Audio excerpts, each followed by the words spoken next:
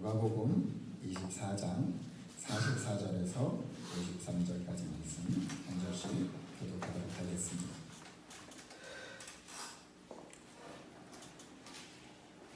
다 찾으셨죠? 네, 제가 44절에 있습니다. 또 이르시되 내가 너희와 함께 있을 때에 너희에게 말한 바 곧 모세의 율법과 선지자의 글과 시편에 나를 가리켜 기록된 모든 것이 이루어져야 하리라 한 말이 이것이라 하시고, 이에 그의 마음을 열어 성경을 깨닫게 하시고, 또 이르시되 이같이 그리스도가 고난을 받고 제3일에 죽은 자 가운데서 살아날 것과 또 그의 이름으로 죄사함을 받게 하는 회개가 예루살렘에서 시작하여 모든 족속에게 전파될 것이 기록되었으니, 너희는 이 모든 일의 증인이라. 내가 내 아버지께서 약속하신 것을 너희에게 보내니 너희는 위로부터 능력으로 입혀질 때까지 이 성에 머물라 하시니라. 예수께서 그들을 데리고 베다니 앞까지 나가사 손을 들어 그들에게 축복하시더니 축복하실 때 그들을 떠나 하늘로 여주시니 그들이 그에게 경배하고 큰 기쁨으로 예루살렘에 돌아가 너희를 성전에서 하나님을 찬송하니라. 아멘. 오늘은 우리 어떻게 인사하면 좋을까요? 우리 이렇게 인사하겠습니다. 예수님이 부활하셨습니다. 우리 인사하겠습니다. 예수님이 우리를 위해 부활하신 그런 부활주의입니다. 남태평양에 가면 괌이라는 섬이 있습니다. 저는 한 번도 아직 가보지 못했는데요. 여러분 중에 가본 분 있습니까? 네. 이 섬 굉장히 아름다운 섬이라고 들었습니다. 근데 이 관광 가보면 여기에 요코이라는 자그마한 동굴이 하나 있다고 합니다. 네, 여러분 보신 것처럼 동굴인데, 약간 이게 왜 이 동굴이 유명하냐면요, 1971년 여기에서 희한한 노인이 한 명 발견됐기 때문에 아주 유명합니다. 당시에 마을 사람들에게 어떤 소문이 있었냐면요, 저 동굴, 저 뒷산 동굴 근처에 가면 짐승이, 사람같이 생긴 짐승이 떠돌아다니기 때문에 저기는 절대 가면 안 된다, 막 이런 소문이 막 떠돌았었는데, 바로 그 실체가 이 노인으로 밝혀진 것입니다. 나이가 그때 발견됐을 당시에 58세였어요. 지금은 뭐 58세 노인이라고 안 했지만 그때 행색이 너무 초라했기 때문에 다들 노인으로 알았어요. 그리고 이름이 뭐였냐면 쇼이치 요코이라는 일본 군인이었어요. 그래서 이 동굴 이름이 요코이 동굴이다, 이렇게 이름을 지어진 것입니다. 2차 세계대전이 한창일 때요, 이 요코이는 일본 나고야에서 징집돼서 괌에 배치됐다가 홀로 30년을 여기에서 살아온 것입니다. 이렇게요. 사람들 눈에 안 띄려고 깊숙이 동굴 밑에 저렇게 땅굴을 파군요, 저렇게 지냈던 것입니다. 아니, 이게 어찌된 사연일까요? 이 노인이, 그것도 일본 군인이 괌에서 왜 외로이 살아온 것일까요? 바로 전쟁이 끝났다는 것을 알지 못했던 것입니다. 30년 전에 전쟁은 이미 끝났지만 아직도 전쟁이 계속되고 있는 줄 알고, 산에서 내려가면 자기가 잡혀서 죽는 줄 알고 30년을 홀로 지금 저런 형편없는 곳에서 버틴 것입니다. 이 요코이의 이 안타까운 30년을 누가 보상해 줄 수 있을까요? 다들 전쟁이 끝나서 고국으로, 가족의 품으로 돌아가서 편안하게 안식을 누렸지만 이 노인의 전쟁은 계속되었습니다. 다들 평화와 해방을 누렸지만 이 요코이는 여전히 불안과 공포 속에서 30년을 살았습니다. 왜지요? 전쟁이 끝났다는 이 평화의 소식을 전해주는 사람이 없었기 때문입니다. 한 사람만이라도 그 산에 올라가서 이제 전쟁이 끝났다고, 이제 집에 돌아갈 수 있다고 말해줬다면 그는 30년을 그렇게 허무하게 보내지 않았을 것입니다. 여러분, 우리의 인생에도 어떤 사람을 만나고 어떤 소식을 듣느냐에 따라서 인생이 첨예하게 달라지는 것을 우리가 알게 되는 것이죠. 오늘 우리가 읽은 누가복음 24장에서도요, 여러 사람들의 모습을 보게 됩니다. 한 부류는요, 여자들입니다. 1절부터 12절까지 이 여자들은 예수님의 그 무덤에 찾아갔다가 그 무덤에서 천사들에게서 소식을 듣습니다. 어떤 소식입니까? 바로 우리가 찾던 그 예수님이 부활하셨다는 놀라운 기쁜 소식을 듣는 것입니다. 이 소식을 들은 이 여자들은요, 이 기쁜 소식을 다른 사람에게도 알려주려고 기쁨과 기대의 발걸음으로 지금 쫓아가고 있습니다.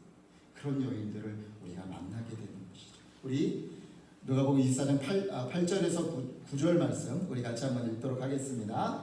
그들이 예수의 말씀을 기억하고 무덤에서 돌아가 이 모든 것을 11사도와 모든 다른 이들에게 알리니 이 여자들은 막달라 마리아와 요한나와 야고보의 모친 마리아라. 또 그들과 함께한 다른 여자들도 이것을 사도들에게 알리니라.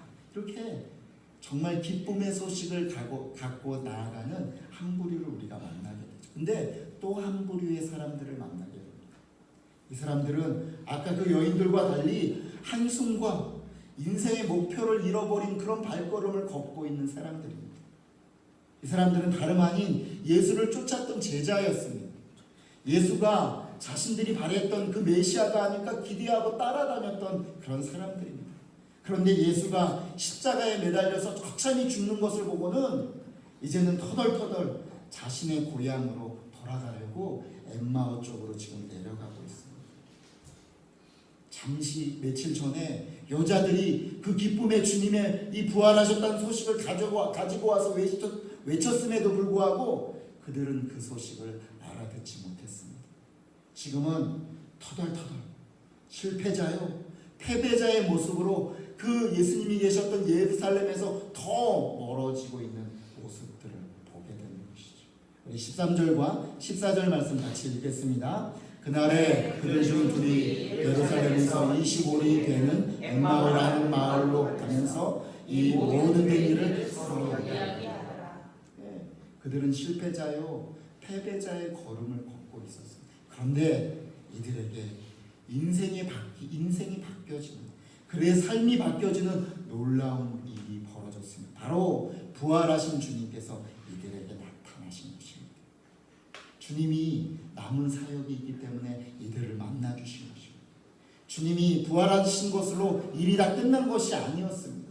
주님이 부활하신 후에 우리에게 해야 될 분명한 일이, 사역이 남아있었습니다. 그것이 무엇이냐면 바로 제자들을 이 기쁜 부활의 소식을 전하는 증인으로 세우는 것, 이것이 주님께서 남겨진 사역이었습니다. 왜요? 왜 주님께서 이토록 부활의 증인을 세우려고 하시는 것일까요? 바로 이 소식을 전해줄 증인이 없다면 이 기쁜 소식을 아무도 들을 수 없기 때문입니다.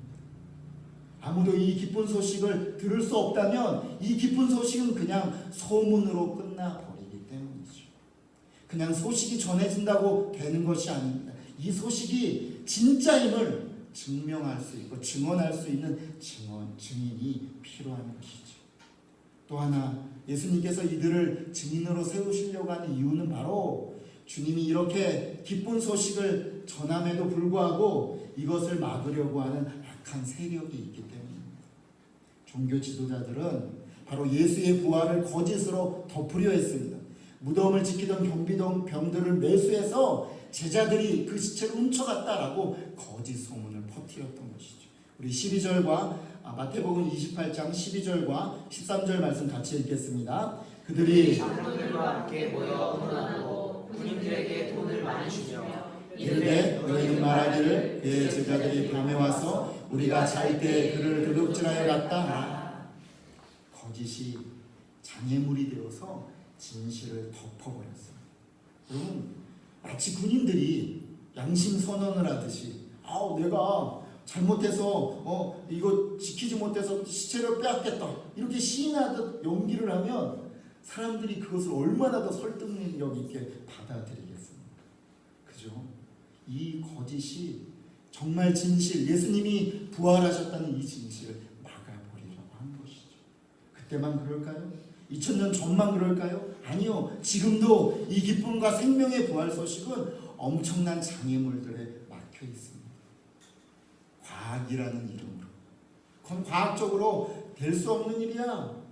의학이라는 이름으로. 의학적으로 죽은 사람은 다시 살아날 수 없어. 상식의 이름으로. 상식적으로 그게 말이 돼? 미친 거지. 이 부활의 소식은 거짓으로 가로막혀 있습니다. 지금은 더욱다나 악한 사단의 세력들이 이 땅의 모든 사람들을 이 땅의 것으로만 만족하게 하고 이 땅의 것으로만 허덕거리게 하고 자기 개발이다, 내 어떤 것을 성취해야 된다는 나만을 바라보게 해서 이 부활의 소식에는 관심이 없게 막아버리는 시대를 우리가 살고 있기 때문에 예수님이 증인을 세우려고 하는 것입니다. 주님께서는 이 생명의 소식이 장애물에 막혀 끝나지 않도록 증인을 세우셨습니다. 그리고 오늘도 우리들이 증인으로 서기를 바라고 계시는 것입니다. 우리 24장 48절 말씀 같이 읽겠습니다. 너희는 이 모든 일의 증인이라. 우리 다시 한번 고백할까요? 너희는 이 모든 일의 증인이라. 아멘.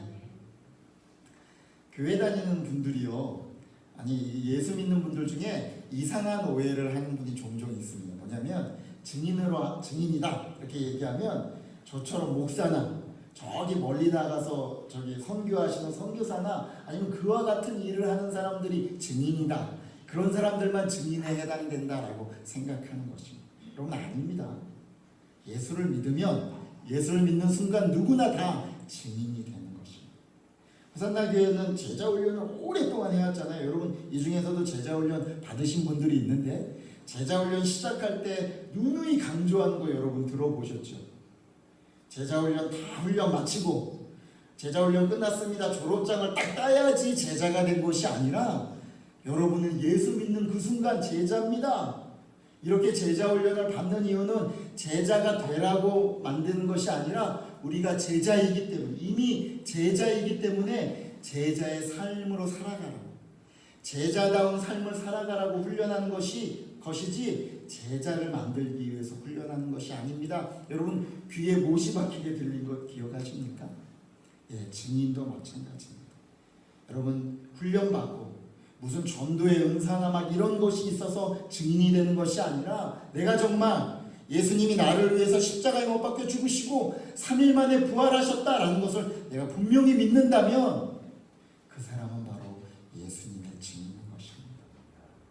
여러분, 예수님께서 저와 여러분을 위해서 십자가에 못 박혀 죽으시고 3일 만에 부활하신 것을 여러분 믿으십니까? 아멘. 믿으십니까? 아멘. 여러분은 이미 주님의 증인인 것입니다. 네. 목사님, 저는요 예수님이 저를 위해서 십자가에 죽으시는 것은 믿지만 부활한 것은 안 믿습니다. 네. 여러분, 부활하는 것을 안 믿는다는 것은요 사실은 십자가를 안 믿는 것입니다. 예수님이 부활하시지 않았다면 나의 부활도 없는 것입니다. 또 하나의 오해는 뭐냐면요, 이제 목사가 앞에서 목사님이나 여러분들이 여러분 우리 증인으로 삽시다, 증인이 됩시다 라고 얘기하면 이 증인이 됩시다라는 것이 마치 지금 우리가 피켓 들고 나가서 여기 딱 예수 믿으세요 띠 들고 나가서 지금 막 지하철이나 저기서 막 노방전도 해야 될 것 같이 그렇게 생각하는 분들이 있습니다. 네, 물론 필요하면 그것도 해야죠. 그러나 제가 여러분에게 더 강조하고 싶은 것은요, 우리가 증인으로 산다는 것은 우리의 삶 가운데 내가 주님의 증인이다라는 것을 잊지 않고 사는 것을 말하는 것입니다.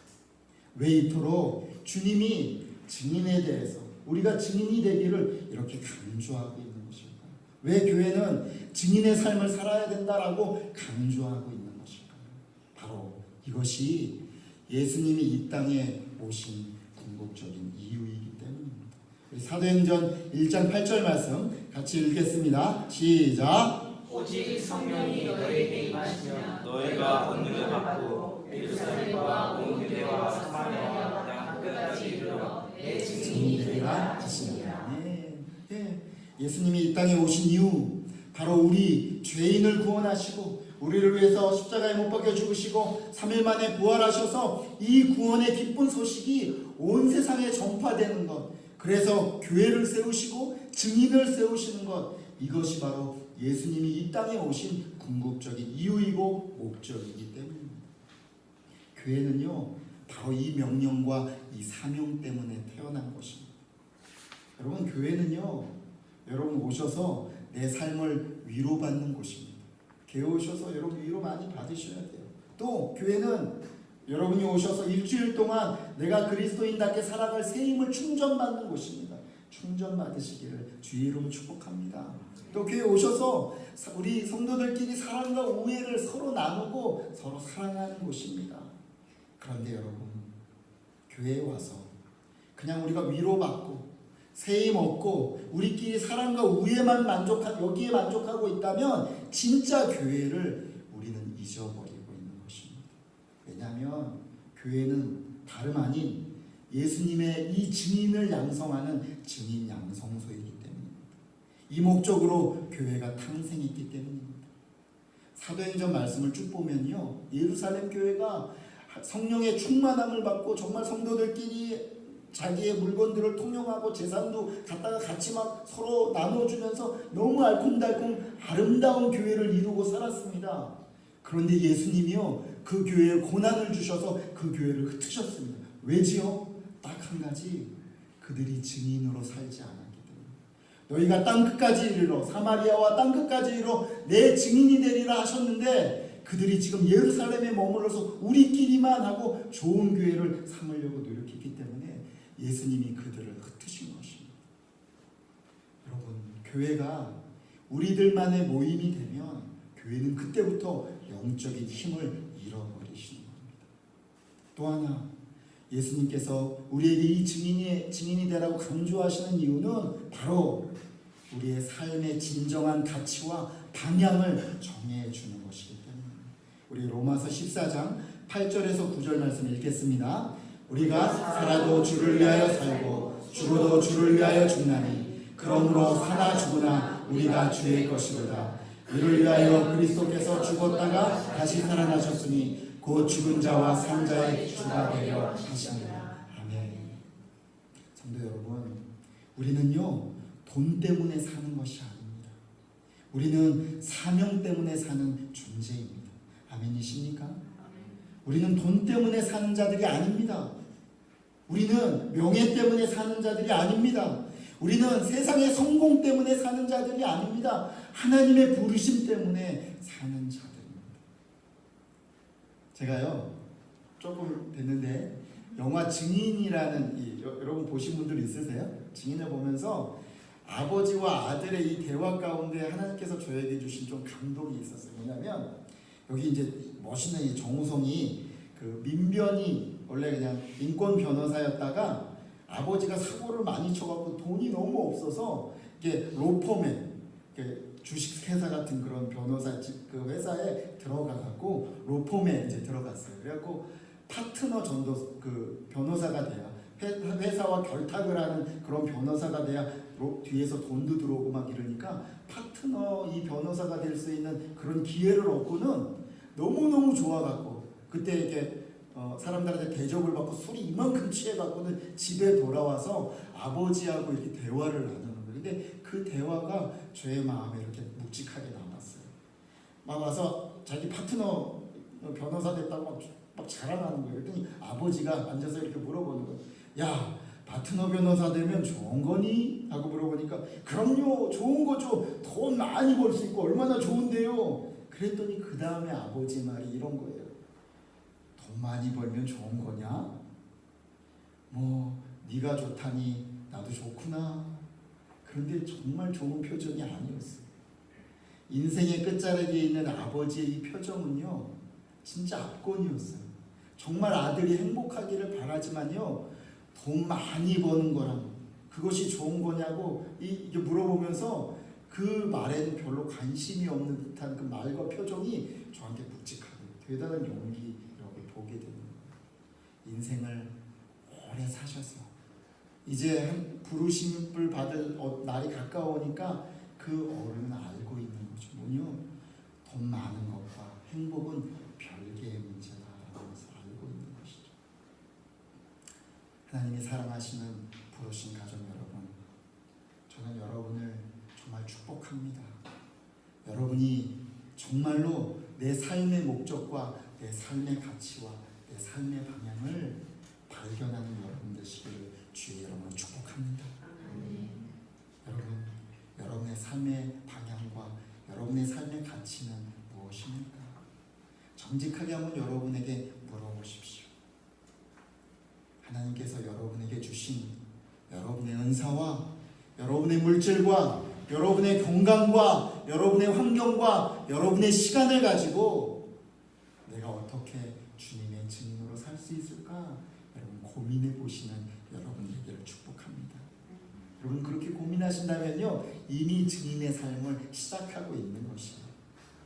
여러분의 삶의 자리와 그 순간에서 주님의 증인이다라는 이 고백을 잊지 않고 사시는 여러분 되시기를 축복합니다. 바울이 2차 전도 여행 때요 그 자주옥감 자색옥감 장수 루디아를 만나게 됩니다. 그 당시 우리는 뭐 지금 옷감이 너무 흔하지만 그때 당시에 자색옥감은요 굉장히 희귀하고 고가품의 아주 귀한 물건이었어요. 그래서 이 자색옥감을 판다라는 것은요 사실은 엄청난 부자다라는 것이에요. 그때 당시의 상권을 좌지우지할 만큼 굉장한 능력을 가진 그런 여인이었다라는 것을 얘기합니다. 그런데 이 여인, 이 루디아라는 여인이 그냥 자기가 돈을 많이 벌고 호식하면서 살 수 있었어요. 그런데 이 여인이 예수님을 만난 다음에 그 여인의 삶은 예수님의 증인의 삶으로 바뀐 것입니다. 평생을요 바울과 교회를 섬기면서 아름다운 그 이름이 우리가 읽는 성경에 남겨서 모든 사람들이 루디아 하나님의 나라를 위해 살았던 그 여인이다라는 것을 모든 사람이 기억하는 그런 여인으로 남겨진 것이죠. 사랑하는 부르신 가족 여러분, 주님은 당신의 자녀들이 이 땅의 문제에 매달려서 헉헉대며 살기를 원하지 않으십니다. 하나님의 자녀답게 살기를 굉장히 원하고 계십니다. 세상에 이 부활의 생명의 소식을 전하는 증인으로 살기를 원하십니다. 그래서 부활한 주님은 바로 승천하시지 않고 제자들을 다시 세워서 증인으로 세우려고 노력하셨던 것입니다. 여러분, 우리도 이 주님을 따라 증인으로 살지 않으시겠습니까? 어떤 분이 속으로 이런 생각을 하실지 몰라요. 아이고 목사님, 우리도 주인으로 살고 싶지요. 그런데 이 세상 사는 게 이 삶의 고민과 삶의 무게와 삶의 이 어떤 것들이 얼마나 우리를 눌려서 힘든지 아십니까? 예, 저도 알아요. 뭐 여러분처럼 지금 그런 일들은 하지 않지만 저도 직장 생활을 했고 목사 역시도 삶의 그런 무게를 똑같이 느끼고 살고 있답니다. 여러분. 그런데요, 여러분 생각을 좀 바꿔보세요. 저도 오늘 아침에 저 뒤에 와서 기도했어요. 뭐라고 기도했냐면 하나님께서 오늘 저에게 주시는 기쁨을, 하나님께서 부활의 주님을 우리에게 주신 이 기쁨을요, 제가 세상 염려 때문에 내일 일어나지 않을 저 앞의 염려 때문에 오늘 빼앗기지 않겠습니다라고 결단하면서 기도했어요. 하나님, 내가 오늘 하나님이 저에게 주신 감사와 그 능력들을 빼앗기지 않으면서 살도록 결단합니다 라고 기도했어요. 여러분, 똑같은 삶이 달라집니다.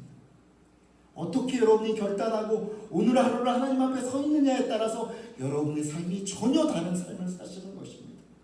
똑같은, 겉으로 보기에는 똑같은 삶을 사는 것 같지만 내적으로 내가 오늘 가정일 설거지하면서 아이들을 깨우고 아이들을 또 흔들어 깨우는 그 어려운 또 일상을 반복하면서 회사에 나가고 돌아오는 그 일상을 반복하면서 아니다, 나는 오늘도 주님의 증인이다, 내가 이 삶의 한 순간순간에 내가 주님의 증인으로 살아가는 것을 잊지 않으리라, 이 능력과 이 행복을 잊지 않으리라라고 결단하면 여러분은 그 주님의 능력을 힘입고 살아가는 것입니다.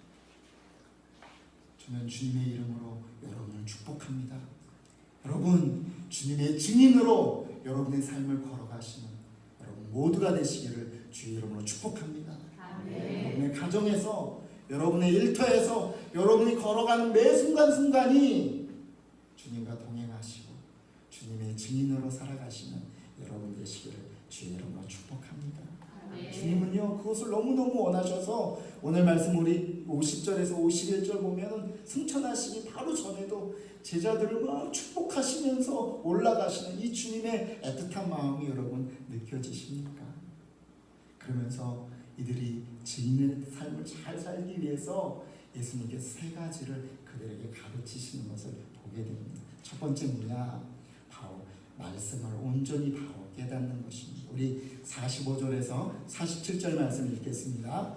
이에 그들의 마음을 열어 성경을 깨닫게 하시고 또 이르시되 이같이 그리스도가 고난을 받아 제3일에 죽은 자 가운데서 살아날 것과 또 그의 이름으로 제사함을 받게 하는 회개가 예루살렘에서 시작하여 모든 족속에게 전파될 것을 기록되었으니. 증인의 삶을 잘 살기 위해서 예수님이 제자들을 준비시키는 첫 번째는 뭐냐면 바로 말씀을 풍성히 깨닫게 하시는 것이죠. 그럼 우리도 증인의 삶을 더 힘있게 살아가려면요 말씀의 풍성함을 맛보아야 되는 것입니다. 여러분, 말씀을 아는 만큼 우리의 신앙을 잘하는 것입니다. 말씀을 아는 그 깊이가 우리의 신앙의 능력을 좌우하는 것입니다. 여러분, 그냥 지식적으로 아는 것 말고 그냥 말씀에 익숙해지는 것 말고요 말씀을 읽으면서 바로 하나님을 만나는 것이고 바로 예수님의 마음을 배워가는 것입니다. 옛날에요 니체가 신은 죽었다 계몽주의 막 사회가 꽃피우면서 신은 죽었다 막 외치고 사람들이 그렇게 외칠 때 독일의 한 신학자가 이렇게 얘기했다는 거 아니에요. 미쳤군. 내가 오늘도 예수님을 만났는데. 왜 그랬을까요? 왜 이렇게 담대하게? 바로 말씀 가운데 오늘도 주님과 만났기 때문이시죠. 여러분, 세상의 거친 풍파가 예수님 없다 부활은 거짓이다라고 얘기할 때 우리가 아니다 예수님 부활하셨다라고 얘기할 수 있는 능력이 어디 있습니까? 왜? 말씀 가운데 예수님 부활하신 예수님을 만나면 그것이 당연하게 외쳐지는 것이죠. 여러분, 축복합니다. 말씀 가운데 이 예수님을 날마다 만나시는 여러분 되시기를 축복합니다. 네.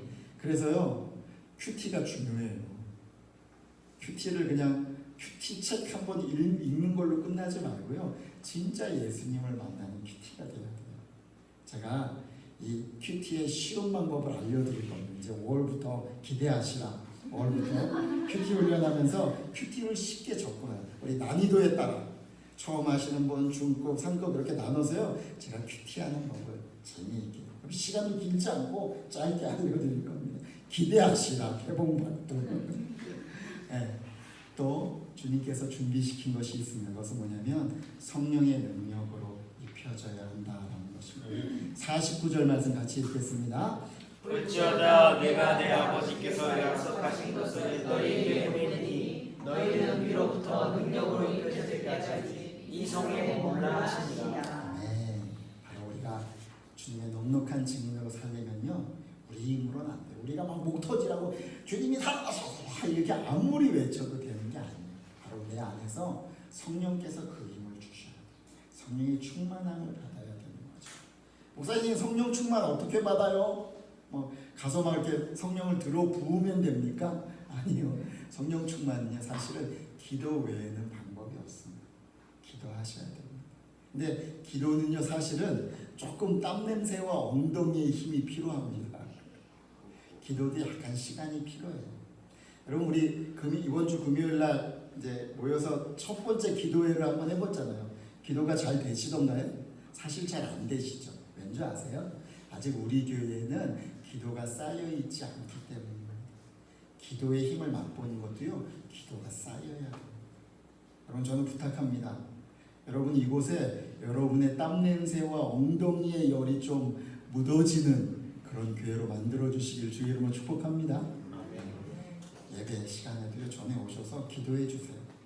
우리 교회를 위해서, 우리 믿음에 함께하는 우리 식구들과 가족들을 위해서, 또 말씀을 전하는 부족한 저를 위해서, 또 부르신 교회 사역을 위해서 주님, 우리가 성령 충만할 수 있도록 도와주십시오. 중보에 기도해 주시는 여러분 모두가 되시길 주의 이름으로 축복합니다. 아멘. 세 번째로는 주님이 이들을 경건으로 무장시켰다라는 것입니다. 우리 52절과 53절 말씀 같이 읽겠습니다. 그들이 그에게 경배하고 큰 기쁨으로 예루살렘에 돌아가 늘 성전에서 하나님을 찬송하니라. 경건의 힘은요, 이 믿음의 능력들은요 어느 날 빵 한다고 생겨나는 게 아니에요. 어느 날 내가 입각 깨물고 오늘부터 잘해봐야지, 오늘부터 새벽기도 나가야지 한다고 경건의 힘이나 믿음의 힘이 그때부터 생기는 거 아니에요. 이게 신앙을 잘 모르는 분들이 하는 거예요. 경건의 힘도 오래 관록이 쌓여야 돼요. 그래서 훈련이 필요해요. 여러분, 운동해 보셨죠? 운동, 수영이나 뭐 여러 가지 운동들도요. 기초 체력과 기초 훈련이 굉장히 중요합니다. 제가 요즘 이제 탁구를 너무 운동을 안 하고 그래서 몸이 너무 힘들어서 탁구를 시작했거든요. 여러분 탁구도 이거 한번 이게 되는 줄 얼마나 수백 번 해야지 이거 하나 제대로 할 수 있는 줄 아세요? 똑같아요. 경건의 연습도 훈련이 필요합니다. 세상에 우리가 여러 가지 것들도 연습이 필요하듯 경건도 훈련이 필요한 것입니다. 네, 말씀을 배워야 돼요.